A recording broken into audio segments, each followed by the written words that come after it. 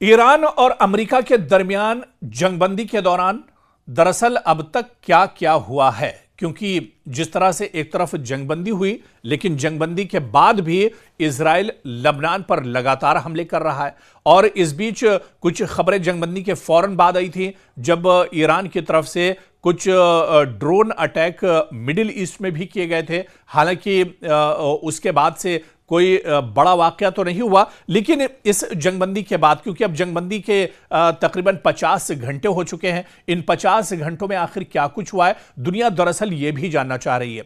America और Iran के दरमियान जंगबंदी को शुरू हुए 50 घंटों से ज्यादा का वक्त हो चुका है। ताहम इसके बाद से यह खदशात का इजहार किया जा रहा है कि कहीं यह जंगबंदी गैर मुस्तहकम साबित ना हो। खलीजी ममालिक पर हमले बड़ी हद तक रुक चुके हैं। मुत्तहदा अरब इमारात की वजारत दिफा का कहना है कि मुल्क में किसी भी मिसाइल या ड्रोन की निशानदही नहीं हुई है। कुवैत का भी कहना है कि गुज़िश्ता कुछ घंटों के दौरान इसके फजाई दिफाई निजाम ने किसी अस्करी नकलो हरकत की इत्तला नहीं दी, और ना ही सऊदी अरब या बहरीन, जिन्हें इस तनाज़े के दौरान बार बार हमलों का सामना रहा, उन्होंने भी किसी हमले की इत्तला नहीं दी। इधर इजरायली फौज ने भी कोई ऐसी वार्निंग जारी नहीं की जिसमें कहा गया हो कि ईरान की जानिब से मिसाइल फायर किए गए हैं, और ना ही ईरान से किसी हमले की इत्तला मौसूल हुई है। ताहम जंगबंदी के ऐलान के बाद इब्तिदाई चंद घंटों में कुछ महदूद हमलों की इत्तलात जरूर सामने आई थी, और जिस तरह से इजराइल का कहना है कि इस जंगबंदी का इतलाक लबनान पर नहीं होता, और उसने बुध को भी लबनान में बड़े हमले जारी रखे। जुमरात को इसने जुनूबी बैरूत के कुछ हिस्सों के लिए नई इनखलाई हिदायत भी एक तरह से जारी की है। जुमरात को सामने आने वाली तस्वीर को देखकर दरअसल ऐसा मालूम होता है कि लबनान की सरहद पर इजरायली एंटी प्रोजेक्टाइल दिफाई निजाम दरअसल अभी भी काम कर रहा है।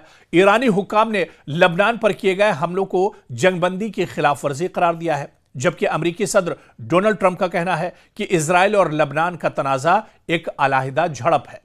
कुछ ही देर कबल इजरायली वज़ीर-ए-आज़म बिन्यामिन नेतन्याहू ने कहा कि उन्होंने अपनी हुकूमत को हिदायत दी है कि लबनान के साथ जल्द अज जल्द बराह रास्त मुज़ाकरात शुरू किए जाएं, जिनका मकसद हिजबुल्लाह को गैर मुसल्लह करना है। दरअसल अब इजराइल ने भी हामी भर दी है कि वो लबनान के साथ बातचीत करेगा, लेकिन हिजबुल्लाह को गैर मुसल्लह करना चाहता है, यानी हिजबुल्लाह के हथियार को एक तरह से कंट्रोल करना चाहता है। इधर अबनाए हुर्मुज पर अभी भी गैर यकीनी के बादल मंडला रहे हैं। ईरान के नायब वज़ीर ख़ारजा ने दरअसल मीडिया से बात करते हुए बताया कि अगर अमेरिका अपनी जारहियत से बाज आ जाए, यानी अगर अमेरिका अपनी जारहियत से बाज आ जाए तो अबनाए हुर्मुज को दोबारा दरअसल खोल दिया जाएगा। ये दरअसल बयान ईरान के नायब वज़ीर ख़ारजा ने दिया है, और उन्होंने मीडिया से बात करते हुए कहा कि अगर अमेरिका पूरे तौर से हमले रोक देता है तो अबनाए हुर्मुज को भी दरअसल खोल दिया जाएगा। इससे पहले व्हाइट हाउस ने कहा था कि ईरानी हुकूमत अवामी सतह पर जो कह रही है और निजी तौर पर जो मौक़िफ़ इख्तियार कर रही है, इसमें तज़ाद पाया जाता है। यानी अमेरिका ने यह इल्ज़ाम लगाया था कि ईरान एक तरफ जंगबंदी की बात कह रहा है, दूसरी तरफ अबनाए हुर्मुज पर उसकी सख्ती जारी है। उन्होंने मजीद कहा कि अबनाए हुर्मुज से गुजरने वाली आमदोरफ्त में इजाफा हुआ है, और यह कहना गलत है कि अबनाए हुर्मुज एक तरह से बंद है। तो ईरान ने भी दरअसल इसकी तस्दीक कर दी है, इसकी तरदीद की है। और इस बीच आपको बताते चलें कि पाकिस्तान, बरतानिया, फ्रांस और अक़वाम मुत्तहिदा ने इजराइल की जानिब से लबनान पर किए जाने वाले हमलों की शदीद मजम्मत की है।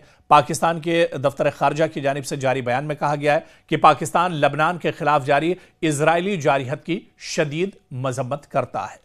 तो जंगबंदी के बाद हालात सिर्फ लबनान में इजराइल के हमले को अगर रोक दिया जाए, क्योंकि इजराइल दरअसल अपनी नापाक हरकतें एक तरह से अंजाम दे रहा है। जिस तरह से गजा में एक तरफ ट्रंप पीस डील चल रही थी और दूसरी तरफ इजराइल लगातार हमले कर रहा था, ठीक उसी तरह से इस डील में भी, इस जंगबंदी में भी कुछ ऐसा देखने को मिला जहां एक तरफ बातचीत चल रही है लेकिन दूसरी तरफ इजराइल लगातार लबनान पर हमले कर रहा है। तो इजराइल और लबनान की कशीदगी को अगर छोड़ दिया जाए तो कुल मिलाकर इस जंगबंदी के बाद हालात दरअसल पटरी पर लौटते नजर आ रहे हैं, लेकिन सबकी निगाहें इस्लामाबाद पर टिकी हुई है कि बातचीत जब शुरू होगी तो बातचीत का नतीजा आखिर क्या कुछ निकलता है।